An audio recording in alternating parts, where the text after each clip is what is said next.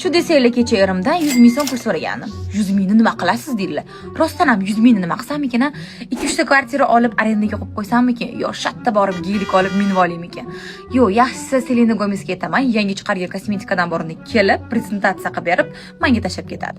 Yo, iPhone 17 Pro Max oqiga ham, orange'ga ham damini berib yoradigan qip-qizili chiqibdi, chamandan mana qayoqqa ochiladigan.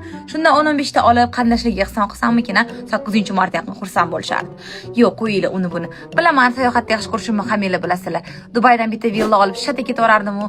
Hozir nitoda. Aslida o'tgan safar bergan 50 ming so'mlarga sotib olgan xususiy samolyotimda Parijga borib Gucci, Chanel, Dior'dan eksklyuziv atirli parfyumeriyalar olib kelish haqida ham o'yladim to'g'ri.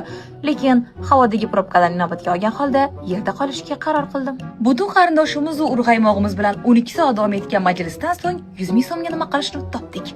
Kerasisdan shampun nabor oldik. Chunki bu shampun nabor Parijdagi istalgan parfyumeriyangizga dam berib boradi. Bir hafta davomida sochingizdan yoqimli, svejiy ifor arimaydi. Sochingizni ildizidan tovuchigacha parvarishlab, yaltiratib, to'kilishlarni oldini oladi. Jilokor qilib ko'rsatadi. Eng muhimi, istalgan soch turlari uchun bularda Kerasis namborlari topiladi.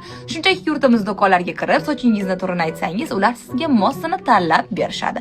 Aytgancha, eng qizig'i shuncha Kerasis olganimdan keyin ham anu bergan erimning pulidan yana zdaychi qolsa bo'ladimi? Endi o'tirib olib qarindoshlar bilan bu zdaychiga qanaqa biznes qilishimiz haqida biznes plan tuzishimiz kerak. Aytgancha, sizlarning ham eringlarning puli shunaqa barakalimi?